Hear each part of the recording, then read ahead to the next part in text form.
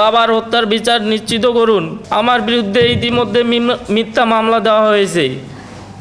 এমন এক পরিস্থিতি আমাদের এখানে আসতে বাধ্য করেছে, যা আমাদের পরিবারের জন্য যেমন অসহনীয়, তেমনি একজন সাধারণ নাগরিকের ন্যায় বিচারের পাওয়ার মৌলিক অধিকারের উপর বড় প্রশ্ন তুলে দিয়েছে। আমার বাবাকে ফেসবুক লাইভে হত্যা করা হয়। 11 দিন পার হয়ে গেলেও থানা মামলা নেয়নি। এটি আমাদের জীবনে সবচেয়ে অমানবিক অভিজ্ঞতা। আমার বাবাকে প্রকাশ্যে ফেসবুক লাইভে নৃশংসভাবে হত্যা করা হয়। সাংবাদিক ভাইদের সহযোগিতা না হলে এই হত্যাকাণ্ডটি মামলা পর্যন্ত হতো না। হক ফ্যামিলির জালে বন্দি পুরো পার্বতীপুর ফুলবাড়ী থানার মানুষ। পার্বতীপুরের দীর্ঘদিন ধরে হক ফ্যামিলির অবৈধ প্রভাব, রাজনৈতিক দৌরাত্ম্য এবং ভয়ঙ্কর সন্ত্রাসী আধিপত্য চলছে। বিশেষ করে 24 আগস্টের পর তাদের ক্ষমতার অপব্যবহার আরও ভয়াবহ বৃদ্ধি পায়। এই চক্রের নেতৃত্বে রয়েছে AZM মিনাজুল হক, তার ঘনিষ্ঠ সহযোগী আব্দুল মুমিন ওরফে গেদু, আবু বক্কর সিদ্দিক এবং প্রশ্রয়দাতা AZM রেজাউনুল হক, বিএনপির মনোনয়ন প্রত্যাশী, জাতীয়তাবাদের সূর্য সন্তান জনাব তারেক রহমানের স্যারের কাছে বাবাহারা সন্তানের আকুল আবেদন, তার বিরুদ্ধে দ্রুত তদন্ত শুরু করুন এবং দলগত ব্যবস্থা নিন। এই চক্র টেন্ডার, জমি ব্যবসা, বনভূমি, পাথর খনি সবখানেই তাদের আধিপত্য কায়েম করেছে। এলাকার সাধারণ মানুষ তাদের জিম্মি হয়ে পড়েছে। রেলওয়ে জমি দখল, ফসল নষ্ট, বাবার প্রতিবাদ এবং শেষ পর্যন্ত বাবার হত্যা। হক চক্রের রেলওয়ের জমি অবৈধভাবে লিজ নেয়, তারপর বিষ প্রয়োগ করে ফসল নষ্ট করে ফেলে।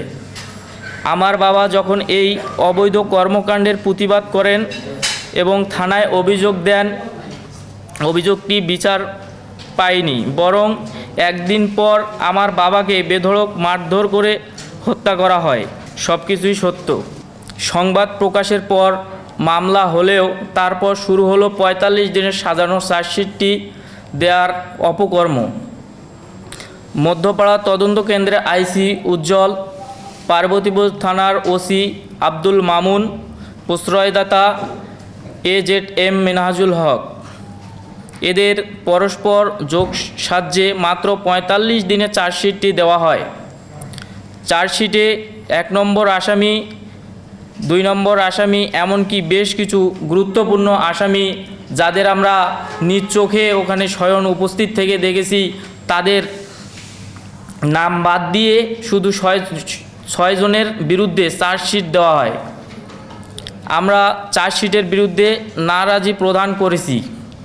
সম্মানিত জনাব জিদান আল মুসা স্যার, আপনি সদ্য দিনাজপুর জেলার পুলিশ সুপার হিসেবে দায়িত্ব পেয়েছেন। আমি যতটুকু জেনেছি আপনি একজন সৎ, সজ্জন ও ন্যায়পরায়ণ কর্মকর্তা। আপনার ন্যায়নিষ্ঠ দায়িত্ববোধ থেকেই এই হত্যাকাণ্ডের সাথেই সংশ্লিষ্ট অভিযুক্ত পুলিশ কর্মকর্তাদের বিরুদ্ধে যথাযথ ব্যবস্থা গ্রহণ করবেন, এটি একজন বাবাহারা সন্তানের আন্তরিক হৃদয় ভরা আবেদন। আমাদের আবেদন, এই পুলিশ কর্মকর্তাদের বিরুদ্ধে কঠোর ব্যবস্থা নিন। পিবিআই নিরপেক্ষভাবে তদন্ত করুক, মামলাটি নষ্ট হতে দেবেন না। পিবিআই মামলার তদন্ত ভার পেয়েছে ঠিকই, কিন্তু আসামিরা জামিনে থাকলে তাহলে তারা প্রভাব বিস্তার করে পুরো মামলাটি ধ্বংস করে দিবে। আপনাদের কাছে অনুরোধ, আপনারা উপলব্ধি করুন, এমন হলে আমার বাবার বিচার আমি কোনোদিনই পাবো না। তাদের ক্ষমতা এতটাই বেশি যে আজ যদি আমি কথা বলি, কাল আমারও বাবার মতো পরিণতি হতে পারে। AZM মিনাজুল হকের ব্যবসা দেখাশোনা করতেন আব্দুল মুমিন ওরফে গেদু। মুমিন পুরো 17 বছর ধরে এই দীর্ঘ সখ্যতায় তারা একে অপরের হয়ে ক্ষমতার চরম অপব্যবহার করেছে। গেদু, তার ছেলে, তার ভাতিজা আবু বক্কর সিদ্দিক, এদের বিরুদ্ধে বিস্তর অভিযোগ রয়েছে। তাদের অতীত ছাত্রলীগ, বেড়াজালের ছবি ও প্রমাণ আমরা আপনাদের দিচ্ছি। অভিযোগসমূহ: সামাজিক বনায়নের টেন্ডার বাণিজ্যের নিয়ন্ত্রণ, পাথর খনির প্রভাব বিস্তার, সড়ক ও জনপদের জমি দখল করে ফিলিং স্টেশন নির্মাণ, জনবসতি এলাকায় অবৈধভাবে এলপিজি স্টেশন, সামাজিক বনায়নের টেন্ডার ফেক পে অর্ডার ব্যবহার করে এর কপি আমরা আপনাদের দিচ্ছি। আপনাদের নিউজ ব্যতীত আমি ন্যায় বিচার পাবো না, এটা আমি জানি বলেই আপনাদের সামনে এসেছি। 1 ডিসেম্বর 2025 তারা জামিন নিতে হাজির হবে। অদৃশ্য শক্তি থাকায় তারা জামিন পেতে পারে।